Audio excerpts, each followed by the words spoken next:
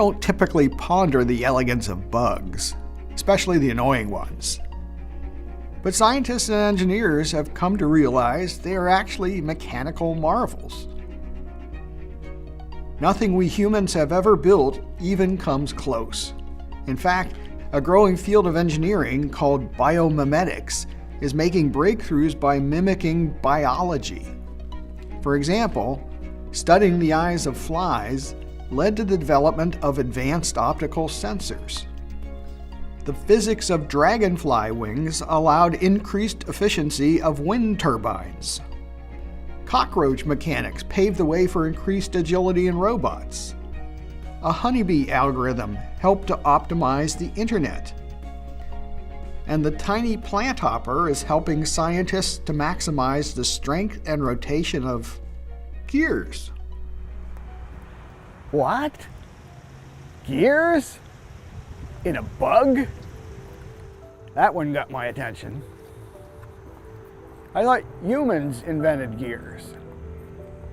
Those perfectly precise, interconnected drivers that have transformed machinery for centuries. Well, it turns out that biology is far ahead of our engineering. The plant hopper launches like a rocket and can jump more than 100 times its body length. That's like an Olympic long jumper hurtling across not one, but 2 football fields.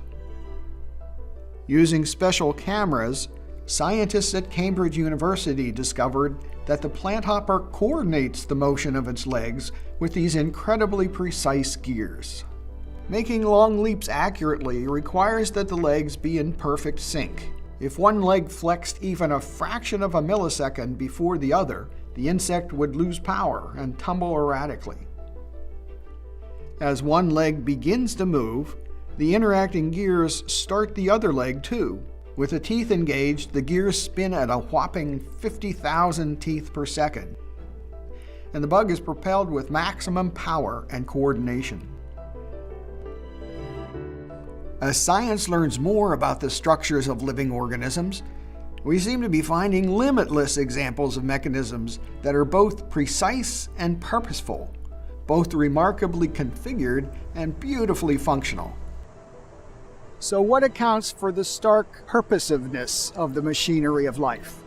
For over 150 years, evolutionary biologists have thought they had an explanation: Darwin's theory of evolution.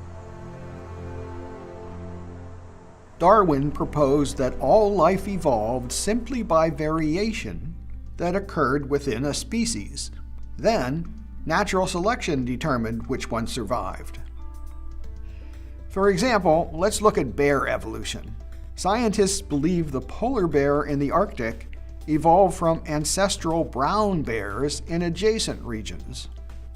Here's a possible scenario.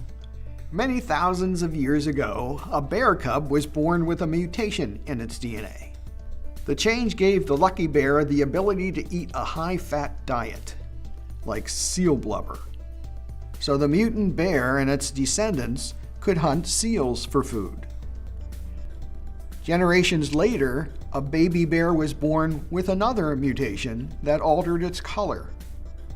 The subsequent change from brown fur to white was useful in the snowy environment for sneaking up on prey. More such helpful mutations followed. So variation in the ancestral species of the brown bear, followed by natural selection for the harsh, snowy surroundings, were responsible for building the magnificent polar bear in small steps.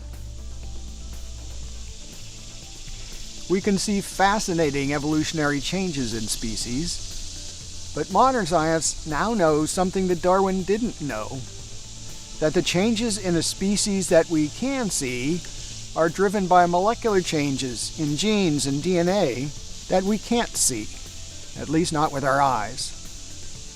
Now for a few $64,000 questions. What precisely are those helpful mutations in DNA? How exactly do genes change? If brown bears can give rise to polar bears, does that mean we'll see future genetic changes making new species?